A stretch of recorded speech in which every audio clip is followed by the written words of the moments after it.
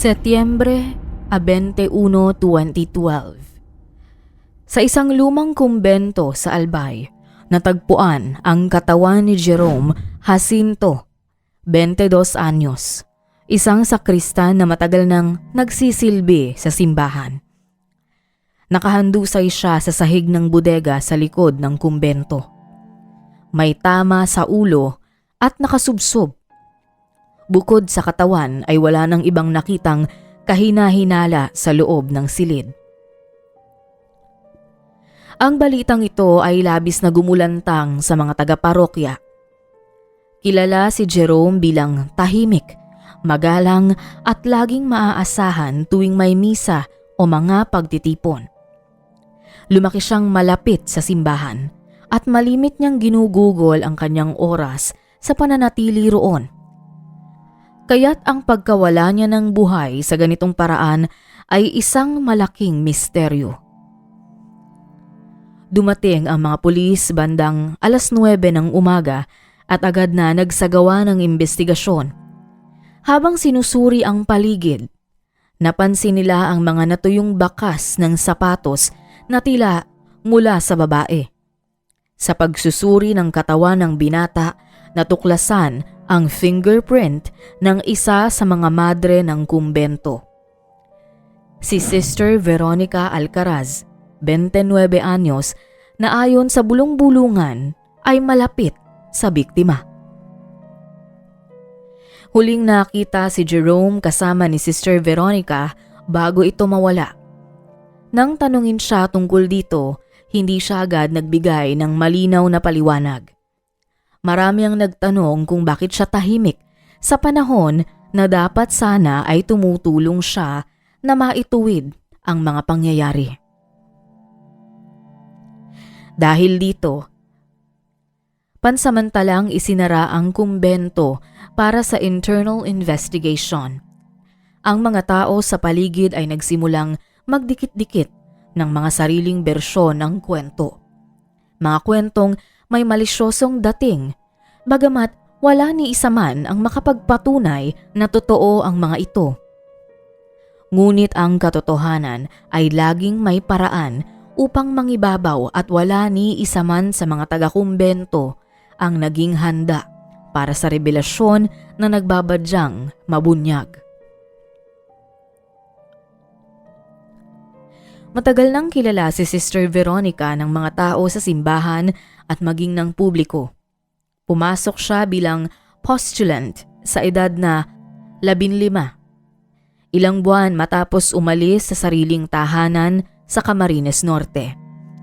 Lumaki siya sa pamilyang deboto, ngunit ang loob ng bahay ay hindi kailanman naging tahimik. Ang kanyang ama ay mainitin ang ulo, madalas umuwi na lasing at may kasaysayan ng pananakit sa kanilang mag-ina. Sa simbahan siya unang natutong huminga ng maluwag. Doon siya lumapit sa mga madre, nag-alay ng oras bilang choir aide at cleaner hanggang tuluyan siyang sumama sa buhay kumbento. Sa mga sumunod na taon, isinagawa kay Sister Veronica ang kanyang final vow of celibacy bilang huling bahagi ng pag-aalay ng kanyang sarili bilang tunay na madre. Sa pagkakataong ito, tuluyan nang isinuko ni Veronica ang kanyang sarili sa paglilingkod sa simbahan. Sa mga sumunod na taon, siya ang naging pinakamasipag, maagang gumigising at ginagampanan ang pagiging relihiyosa. Mabilis siyang pinagkatiwalaan ng mga superior at nang tumungtong sa edad na 26, inatasan siyang maging gabay sa altar service kung saan pinangasiwaan niya ang mga sakristan tulad ni Jerome Jacinto at ni Elijah Castillo. Sa paningin ng mga tao sa labas, maayos ang kanyang pamamalakad. Tahimik at kagalang-galang. Ngunit may isang bahagi sa kanya na hindi lubusang naghilom. Hindi niya natutunan sa simbahan kung paano isantabi ang takot, lungkot at pangungulila na matagal nang nakaukit sa pagkabata niya. Doon na nagsimulang sumingit ang mga maling damdamin. Bilang isang ganap na madre, lalo na nang dumating sa buhay niya si Jerome. Si Jerome noon ay ulila.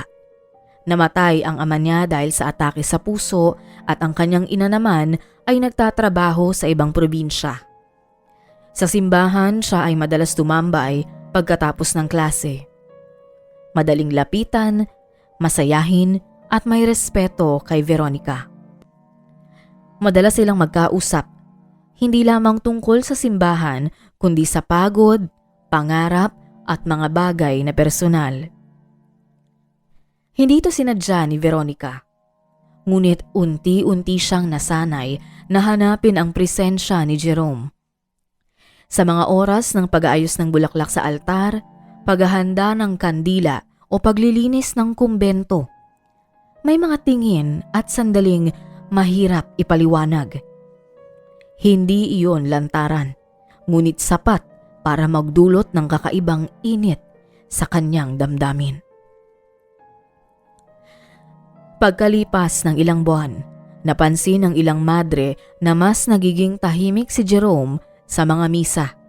Ngunit mas madalas manatili sa sakristi kahit tapos na ang gawain. Sa mga oras na yon, si Sister Veronica rin ang naroon. Hindi ito pinansin ng karamihan dahil matagal nang kilala si Veronica bilang tagapayo ng mga kabataang altar boy. Ngunit para kay Jerome, ang mga sandaling iyon ay hindi na lamang pang-espiritual na gabay.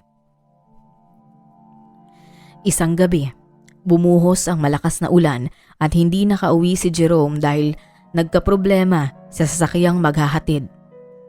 Nagpaiwan siya sa kumbento. Doon sila nagkatagpo sa maliit na opisina ni Veronica. Wala namang kakaiba kung titingnan mula sa labas, ngunit ang katahimikan ng gabi at pagod ng maghapon ay naglapit ng damdamin na hindi nila kayang labanan. Nang sumunod na mga linggo, hindi na lamang ito pag-aalaga. May mga gabing pareho nilang pinipiling manatili ng mas matagal. Unti-unting nabuo ang kakaibang relasyon sa pagitan ni Jerome at ng madre hanggang sa dumating din sa simbahan si Elijah o mas kilala bilang Ellie na noon ay 19 anyos pa lamang. Si Ellie ay tahimik, maingat at mapagmasid. At may ilang pagkakataon na palitan ni Ellie si Jerome sa mga gawain. Mula roon, naging mas komplikado ang tahimik na mundong bumabalot sa kanila. Unti-unti ay napalapit din si Sister Veronica kay Ellie hanggang sa humusbong rin ang parehong damdamin sa pagitan nilang dalawa. Sa mga panahong ito, ang madre na sanay tanglaw ng kabutihang loob ay unti-unting nilamon ng kamunduhan. Sabay siyang nakipaglaro ng apoy sa dalawang binatang walang kamalay-malay na nahulog sa bitag ng kasalanan. Nagpatuloy si Veronica sa palihim na pakikipagkita sa dalawa sa magkahiwalay na mga pagkakataon upang hindi maghinala ang isa't isa. Sa mga oras na ito ay puno ng kapusukan ang bawat sandali at ang lahat ng ito ay nangyayari sa kumbento kung saan itinuturo ang pagiging banal at pag-iwas sa kasalanan. Hanggang sa dumating ang isang gabi na hindi inaasahan. Nagpaalam si Veronica na pupunta sa chapel para magdasal. Sinundan siya ni Jerome. Doon niya nakita mula sa malayo si Ellie sa paanan ng altar. Nakaupo kasama si Veronica. Matagal silang magkasama bago naghiwalay. Wala namang pag-aaklas na naganap, ngunit ng gabing iyon, nagbago ang tingin ni Jerome kay Veronica. Ang pagiging espesyal na akala niya ay sa pagitan lamang nilang dalawa ay hindi pala totoo. Mula roon, nagsimula ang tensyon sa pagitan ni Jerome at Ellie. May mga panahong hindi na sila magkasabay sa misa. Mas bihira ang kanilang kwentuhan. Nagpatuloy ang pagmamanman ni Jerome sa galaw ni Veronica at ni Ellie. At sa isang pagkakataon, nakumpirma niya ang matagal na niyang hinala. Nakita niyang sabay na pumasok ang dalawa sa opisina ni Veronica. Doon sa parehong lugar kung saan sila madalas magniig ay kasama ng madre ang ibang lalaki. Dito na umusbong ang galit ni Jerome. Kinabukasan ay personal niyang kinausap si Veronica. Nais niyang linawin sa madre ang kanilang relasyon, kung kaya't binalak nitong makipagkita sa kanya kinagabihan. Pumayag naman si Veronica na walang ideya sa anumang paparating.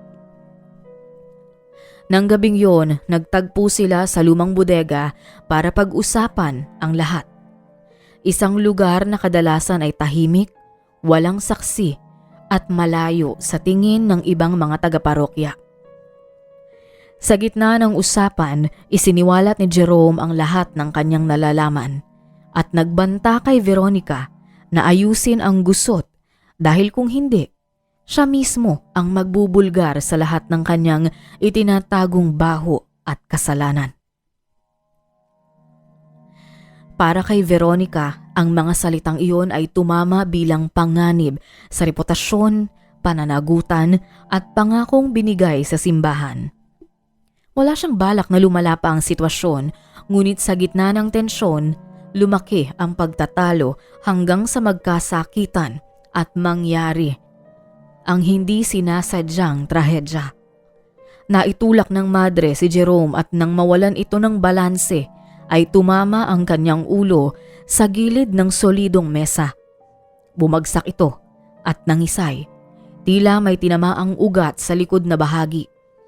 Nataranta si Veronica, ngunit kalaunan naisip niyang hindi pwedeng malaman ni numan ang katotohanan, kung kaya't imbis na isugod ang lalaki sa pagamutan ay hinayaan na lamang ito ni Sister Veronica hanggang sa tuluyang malagutan ng hininga. Sa halip na tumawag ng tulong, nanatiling nakaluhod si Veronica sa sahig. Nakalapat ang kamay sa dibdib na hindi mapakali. Ilang sandali ang lumipas bago tuluyang huminto ang paghinga ni Jerome. Ang bodega ay nagsilbing tahimik na saksi sa nangyaring trahedya. Ilang araw ang lumipas matapos hindi magpakita si Jerome, nagsimulang magtaka ang mga kasamahan at kakilala nito, lalo pat huli itong nakita sa simbahan. Noong ika-4 na araw, nagreklamo ang ilang miyembro ng parokya ukol sa kakaibang amoy mula sa likurang bahagi ng kumbento. Nang sinundan ng sakristan na naglilinis ang pinagmumulan, doon na niya natagpuan ang lumang pintuan ng bodega na bahagyang nakasiwang. Sa loob, nagmula ang amoy. Tinawag niya ang ibang madre at tumawag ng pulis. Ang katawan ni Jerome ay natagpuan. Sa pagkuha ng ebidensya, isang bagay ang agad na lumutang. Fingerprint ni Sister Veronica.